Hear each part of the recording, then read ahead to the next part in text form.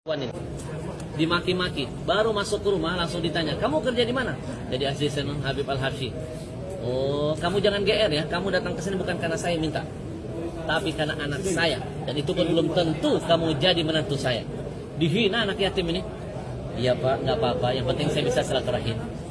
Baru 5 menit dia menghina anak yatim, handphone dia berdering, dia matikan itu, masuk handphone ke handphonenya. Tanah yang dia beli di Surabaya kalau nggak salah 8 miliar ditawar oleh pengusaha properti terbesar di DKI seharga 30 miliar. Berkali-kali lipat. Jadi ketiban rezeki, bergemetar tangannya. Hah, benar ini, kamu kerja sama Habib Al-Habsyi? Coba kamu telepon Habib, saya mau ngomong. Jadi asisten saya pasti dia bisa hubungin saya. Dia telepon, Beb, ada yang mau bicara. Nangis-nangis pengusaha itu, Beb, maaf saya udah kasar sama anak buah Habib, Beb. Anak ini bawa berkah, Beb. Saya bilang, gimana nggak berkah? Pertama anak yatim, kedua anak berbakti sama orang tua. Bukti orang yang berbakti sama orang tua itu dekat dengan keberkahan. Masih ingat kisah Umar bin Khattab? Nabi nyuruh Umar. Umar itu statusnya sahabat loh. Disuruh Nabi minta doa kepada orang yang di bawah levelnya Umar, namanya tabi'in. Umar, kalau kamu nanti ketemu lelaki yang namanya Uwais Al-Qarni, kamu minta doanya.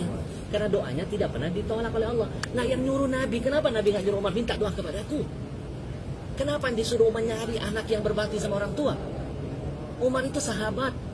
Salah satu sahabat yang Allah takdirkan jasadnya bisa mendampingi jasad Nabi dimakamkan di Madinah, nggak sembarang loh. Nggak sembarang. Kurang mulia apa Umar? Setan lihat Umar aja takut. Nggak kayak kita, setan lihat kita gendong. Bayangin, disuruh minta sama orang yang namanya Uwais Al-Qarni. Padahal tabi'in, bukan sahabat. Dia nggak pernah lihat Nabi kok, statusnya tabi'in. Kenapa? Karena dia berbakti sama orang tua, derajat yang mengalahkan semuanya.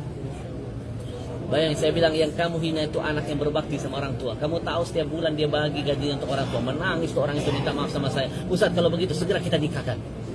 Kalau baru masuk saya udah terlibat berkah, apalagi kita nikahkan. Jadi singkat cerita, 1 minggu berikutnya dinikahkan dulu. Saya datang ke sana, kaget dijemput pakai mobil Alphard masih plastikan. Saya bilang, Farhan, dari mana mobilnya?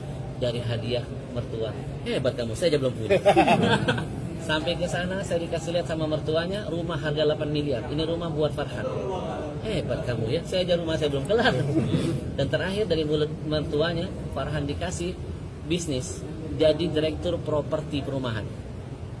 Dari tukang ojek meningkat derajatnya menjadi properti direktur. Kenapa? Karena dia selalu menciptakan senyum di hati ibunya. Ayahnya meninggal, gajinya semua dia kasih ibu. Jadi antum kalau pelit sama orang tua rugi.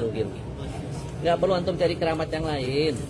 Cukup keramat hidup orang tua. Berkah. Terima kasih Ustaz.